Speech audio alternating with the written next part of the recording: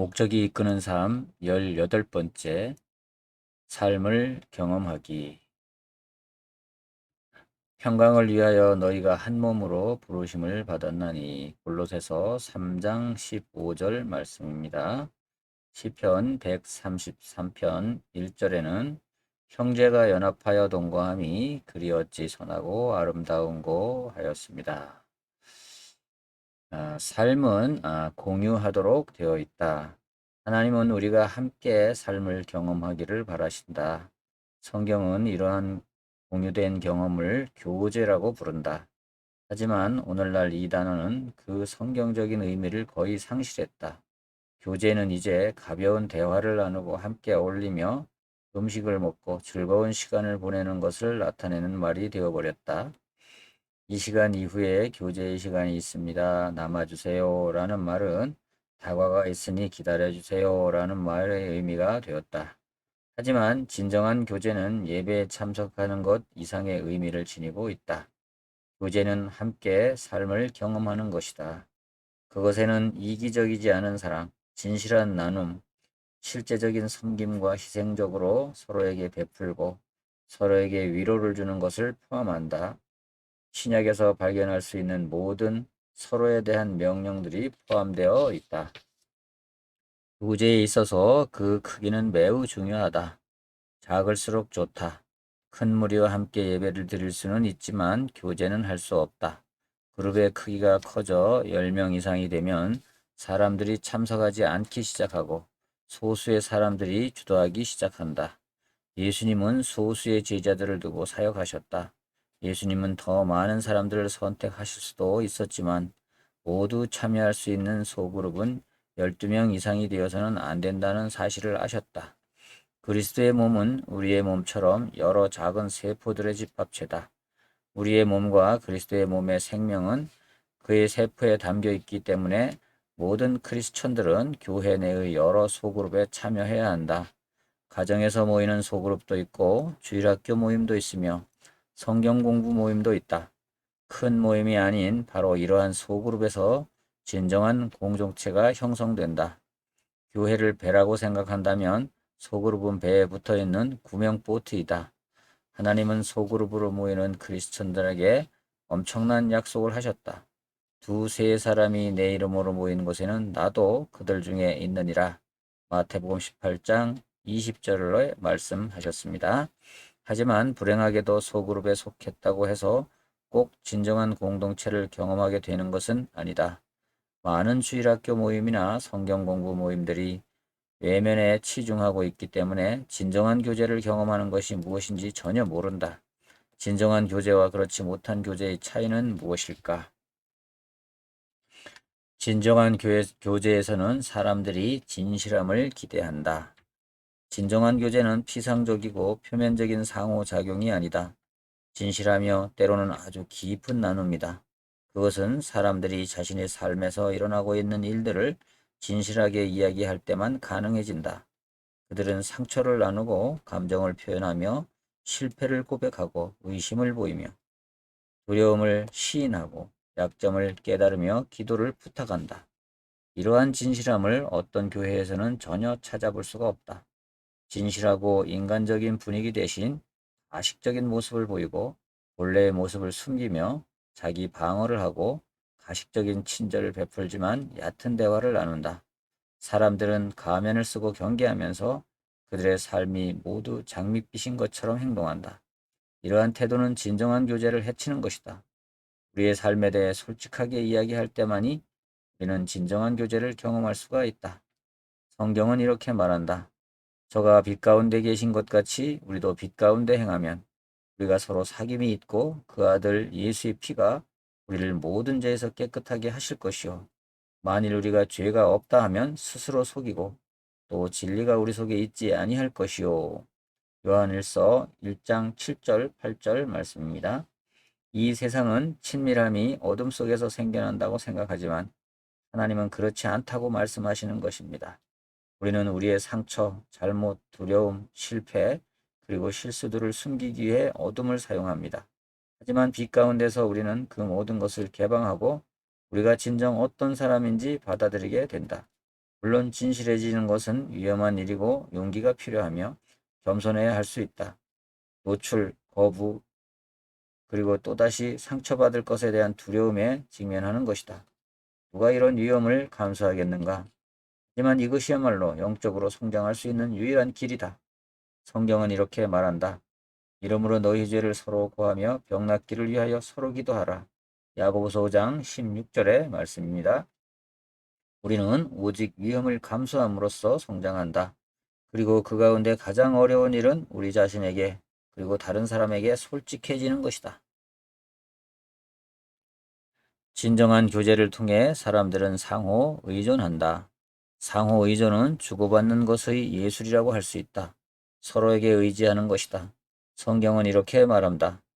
하나님이 우리의 몸을 디자인하신 방법은 우리가 교회로서 어떻게 함께 살아야 하는지를 이해하기 위한 모델이 된다.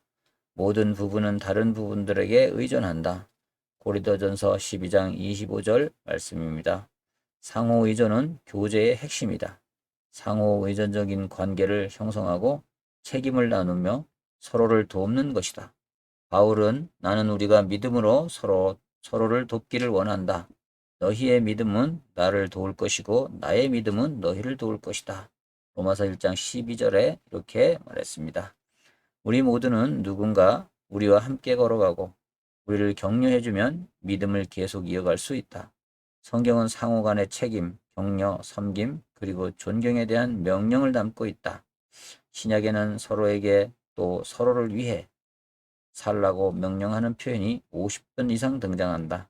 성경은 말한다. 이러므로 우리가 화평의 일과 서로 덕을 세우는 일을 힘쓰나니 로마서 14장 19절 말씀. 우리가 그리스도의 몸 안에 있는 모든 사람을 책임져야 하는 것은 아니지만 모든 사람에게 노력해야 하는 책임은 있다. 하나님은 우리가 할 수 있는 모든 것을 통해 그들을 돕기를 원하신다. 진정한 교제를 통해 사람들은 공감한다. 공감하는 것은 충고를 하거나 빠르고 표면적인 도움을 주는 것이 아니다. 공감한다는 것은 고통에 함께 참여하고 그 고통을 나누는 것이다. 공감하는 것은 나는 내가 겪고 있는 것을 안다. 내가 지금 느끼고 있는 감정은 이상한 것도 아니고 잘못된 생각도 아니다. 라는 것을 말해준다. 어떤 사람들은 이를 감정이입이라 부른다. 하지만 성경적인 단어는 공감이다. 성경은 이렇게 말한다. 그러므로 너희는 하나님의 택하신 거룩하고 사랑하신 자처럼 긍휼과 자비와 겸손과 온유와 오래 참음을 옷 입고 골로새 3장 12절 말씀입니다. 공감을 통해 두 가지 근본적인 필요를 채울 수 있다. 즉 이해받고 감정의 정당성을 확인받는 것이다. 우리가 상대방의 감정을 확인해주고 이해해줄 때마다 우리는 교제를 쌓아간다. 문제는 우리가 때때로 너무 급하게 문제를 해결하려고 하기 때문에 공감할 시간을 못 갖는다는 것이다. 또는 스스로의 상처에 너무 묶여 있다. 자기 연민은 다른 사람에게 대한 공감을 메마르게 한다. 교제는 여러 단계가 있고 각 단계는 각각 다른 시기에 적용된다. 가장 기초적인 단계는 나눔의 교제, 그리고 하나님의 말씀을 함께 공부하는 교제다. 더 깊은 단계는 섬김의 교제이고 이것은 우리가 선교 여행이나 봉사 활동에 함께 참여하는 것이다. 가장 깊고 친밀한 단계는 함께 고통을 나누는 교제인데 이것은 서로의 고통과 슬픔에 참여하고 짐을 함께 짊어지는 것이다. 이 단계를 이해하는 크리스천들이 바로 믿음으로 인해 처형당하고 멸시당하며 순교하는 사람들이다. 성경은 이렇게 명령한다. 너희가 짐을 서로 지라. 그리하여 그리스도의 법을 성취하라. 우리가 서로에게 가장 필요한 때는 바로 심각한 위기, 깊은 슬픔, 그리고 의심의 상황이 지날 때다.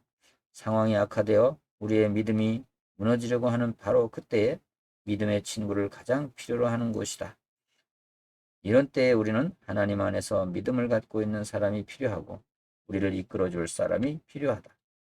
하나님이 멀게 느껴질 때에도 속으로 반해서는 그리스도의 몸이 실제로 존재하고 가시적이게 되는 것이다. 이것이 욥이 고통받고 있을 때 가장 필요로 했던 것이다.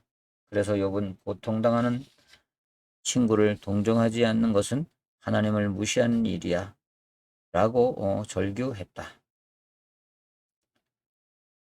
진정한 교제를 통해 사람들은 자비를 경험한다. 교제는 은혜의 장소이고 이곳에서는 우리의 실수가 드러나지 않고 덮어진다. 교제는 자비가 정의보다 강할 때 일어난다. 우리는 모두 자비가 필요하다. 이는 우리 모두가 흔들리고 넘어지고 다시 제자리로 돌아오기 위해 도움이 필요하기 때문이다.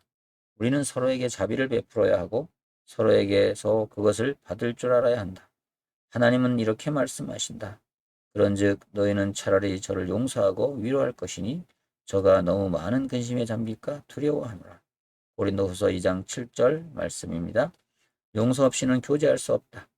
하나님은 우리에게 이렇게 경고하신다. 서로에게 악의를 품지 말라. 이것은 괴로움과 분노가 교제를 핵심부터 파괴하기 때문이다. 우리 모두는 불완전한 죄인들이기 때문에 함께 오랜 시간을 보내면 때로는 의식적으로 그리고 때로는 무의식적으로 서로에게 상처를 준다. 성경은 이렇게 말한다. 누가 네게 혐의가 있거든 서로 용납하여 피차 용서하되 주께서 너희를 용서하신 것과 같이 너희도 그리하고. 골로새 3장 13절 말씀입니다. 하나님이 우리를 향해 보여주신 자비의 모습은 우리가 다른 사람에게 자비를 베푸는 동기가 된다. 우리가 다른 사람을 용서할 때 하나님이 우리를 용서하신 것 이상의 용서는 요구하지 않으신다. 누군가 우리에게 상처를 줄 때마다 우리는 선택해야 한다. 나의 에너지를 복수하는 데 사용할 것인가 아니면 해결을 위해 사용할 것인가. 이 두 가지를 모두 할 수는 없다. 하지만 많은 사람들은 신뢰와 용서의 차이를 이해하지 못하기 때문에 자비를 베푸는 것을 주저한다. 용서는 과거를 잊는 것이다. 신뢰는 미래의 행동에 영향을 주는 것이다. 용서는 상대방이 그것을 구하든 그렇지 않든 간에 바로 해야 하는 것이고, 신뢰는 시간이 지남에 따라 이루어지는 것이다. 그래서 만일 누군가가 우리에게 계속적으로 상처를 준다 해도 하나님은 우리가 바로 용서하기를 바라시지만 그들은 바로 신뢰할 것을 기대하지는 않으신다. 또한 그들이 계속적으로 우리에게 상처를 주도록 내버려 두는 것도 원하지 않으신다. 그들은 시간이 지남에 따라 변하고 있다는 것을 보여주어야 한다. 신뢰를 다시 쌓기에 가장 좋은 것은 격려와 믿음을 보여주는 소그룹 안에서다. 진정한 교제에 헌신되어 있는 소그룹에 속함으로써 얻을 수 있는 유익이 많다. 그것은 우리가 간과할 수 없는 크리스천으로서의 삶의 일부다. 2000년 이상 동안 크리스천들은 교제를 위해 정기적으로 소그룹으로 모여왔다. 만일 이런 모임에 속해보지 않았다면 무엇을 놓치고 있는지 잘 모를 것이다. 다음 장에서 우리는 다른 믿는 사람들과 이러한 공동체를 만들기 위해 필요한 것들을 살펴볼 것이다. 하지만 이번 장을 통해 진정한 교제가 주는 진실함, 상호의존, 공감, 그리고 자비를 갈구하게 되었기를 바란다. 우리는 공동체를 위해 창조되었다. 내 삶의 목적에 대하여 내 삶에는 다른 사람들이 필요합니다. 너희가 짐을 서로 지라 그리하여 그리스도의 법을 성취하라. 갈라디아 6장 2절 말씀입니다. 예수님을 다른 믿는 누군가와 더 진실한 관계를 맺기 위해 오늘 내가 할 수 있는 한 가지 일은 무엇인가 생각해 보기를 바랍니다.